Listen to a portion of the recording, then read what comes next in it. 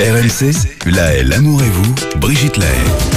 Allez, on attrape notre fil d'Ariane. C'est une bonne nouvelle pour les hommes, Ariane? Je suis pas sûre. Oui, hein. je sais pas, ça dépend. Alain va nous dire ce qu'il en pense, Alain Héril. Bon, je me prépare à tout. L'année dernière, je sais pas si vous aviez suivi cette affaire-là, une Suédoise avait bénéficié d'une greffe d'utérus parce que elle était née avec une malformation congénitale, c'est-à-dire sans vagin, sans utérus, et spontanément, elle n'aurait pas pu porter d'enfant. Sauf qu'elle a bénéficié d'une greffe d'utérus, et avec cette greffe, elle a réussi à tomber enceinte et à mener à terme sa grossesse, et en septembre dernier, un petit garçon est né en parfaite santé.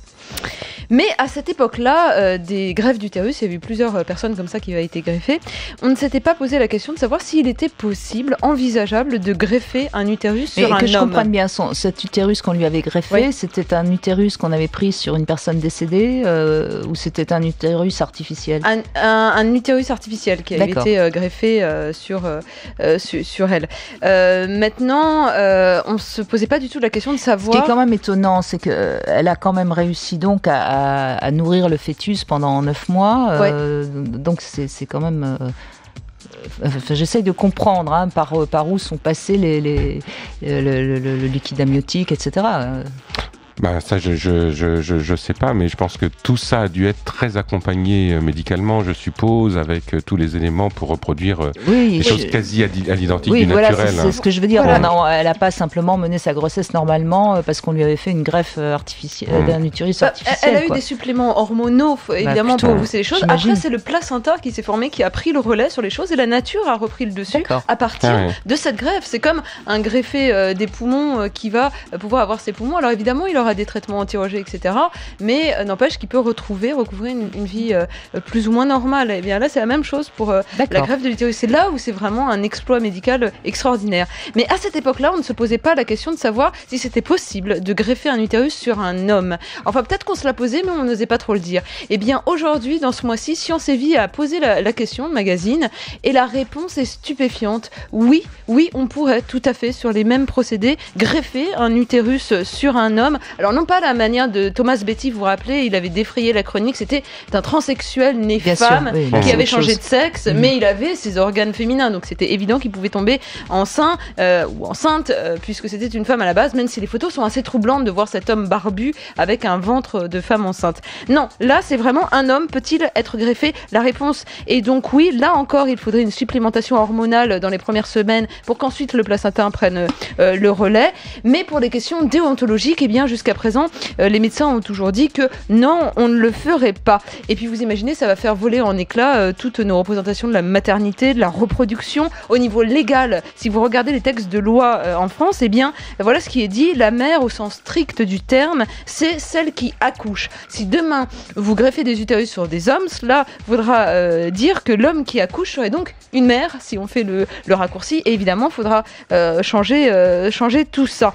Alors, est-ce que les hommes sont prêts à expérimenter ça? Donc il y aura bientôt des pères porteurs. Des pères porteurs. Alain Héril, est-ce que vous seriez prêt, si c'était possible, donc, de vous faire greffer un utérus pour porter un enfant à la place d'une femme? À l'époque où on est en pleine égalité, guerre des sexes, etc. Là, ça y est, on y est. On est sur le même point. Mais moi, ce que je trouve intéressant dans l'égalité, c'est de construire l'égalité dans la différence. Donc moi, personnellement, porter un enfant, ça me plaît pas trop, sauf si vraiment je suis une femme, et ça, je pense que ça sera dans une prochaine vie. Mais non, ça m'intéresse pas trop. Puis un utérus, ça me dit pas trop, donc on me greffe ça. Parce qu'il y a tous les inconvénients qui vont avec. Vous savez qu'ils ont fait ce test-là de proposer à un homme de savoir ce qu'une femme ressentait quand elle était enceinte, en envoyant toutes sortes d'impulsions électriques, d'électrodes posées sur le ventre, pour savoir ce que c'est qu'une vraie contraction. Mais les hommes, ils n'ont pas tenu 2 minutes avec le système, parce qu'ils se sont rendus compte... Nous, on n'a pas le choix, mais on ne tiendrait pas 2 minutes non plus si on avait le choix. C'est de la torture. Mais cette idée d'utérus greffé, c'est pas nouveau. Ça date de 1923.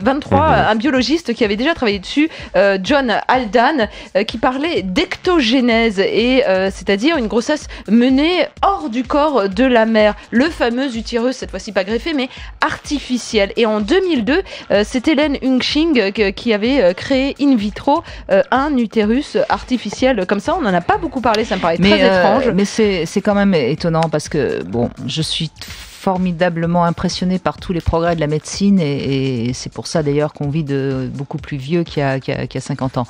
Mais il y a des progrès, je ne vois pas l'intérêt. Je ne vois pas l'intérêt de rendre les hommes enceints. Ça fait des millénaires que les femmes portent les enfants, formidablement bien. Quel est l'intérêt? Enfin, à part pour quelques malades qui sont pas bien dans leur costume d'homme. Il y a différents intérêts. Il y a ceux qui vous diraient, c'est par curiosité, savoir ce que c'est que d'être dans la peau d'une femme. Et puis d'autres scientifiques qui vous expliquent que certaines femmes qui sont stériles, pour qui les FIV ne marchent pas ou qui n'ont pas d'utérus ou je ne sais quoi, se dire qu'elles peuvent peut-être se reposer sur un homme à elle. Et on peut leur greffer à elle. Mais si au mari. Si leur désir n'est de ne pas avoir de greffe d'utérus et que l'homme lui est prêt à le faire, alors certains se disent pourquoi pas, mais ça divise évidemment cette question. Mais là, je reviens à ce que disait Alain tout à l'heure, c'est qu'on veut absolument gommer toutes les différences et je crois qu'on va vraiment dans le mur. Oui, mais je pense que c'est un mauvais regard sur ce qu'est l'égalité et c'est penser que l'égalité c'est être absolument pareil. Oui, je pense qu'on va. En fait, on perd la différence et on ne construit pas l'égalité. C'est ça que je trouve un peu dommage. Voilà, mais bon.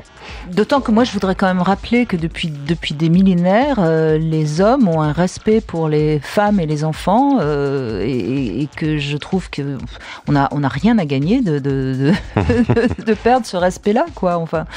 Oui, moi personnellement, je veux pas d'utérus, je préfère du thé de Chine. En tous les cas, sur la finalité. Vous avez toujours cet humour incroyable. En ce qui concerne ces utérus artificiels, la finalité, c'est que concrètement, ils sont arrivés à le faire. Ils ont réussi à implanter des embryons qui ont tenu, qui sont développés dessus, mais 6 jours, pas plus. Et on ne sait pas si ça a été arrêté. Frankenstein, c'est formidable. Voilà, mais pour des questions, encore une fois, déontologiques, pour l'instant, ça ne se fait pas, ça ne se supporte pas. Et évidemment, on a bien compris toutes les dérives. Je crois que les hommes, ils aimeraient déjà bien qu'on leur trouve leur pilule avant de porter les enfants. Ils aimeraient bien pouvoir n'être pères que quand ils en ont envie. Ce serait, à mon avis, là.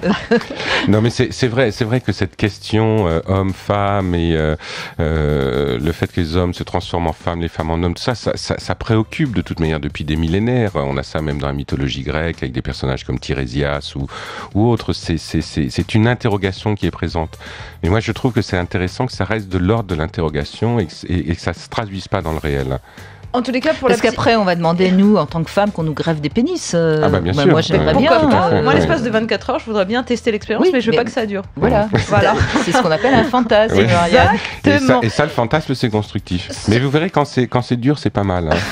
J'imagine. Cela dit, quand j'ai posé la question pour la petite histoire ce matin à une dizaine de personnes masculines, est-ce que vous êtes prêts à porter un enfant à la place d'une femme? Ils m'ont tous répondu non à 100%. Ils ne veulent pas tester cette expérience-là. Donc le message est net et clair. Ça prouve bien qu'en effet, les hommes n'ont pas... Non. Attendez, c'est pas forcément ce qu'il y a de plus drôle de porter un enfant. C'est formidable d'être mère, mais c'est pas forcément la gestation n'est pas forcément ce qu'il y a de plus drôle et l'accouchement certainement pas non plus. Disons que ce n'est pas de tout repos sans doute. Merci Ariane.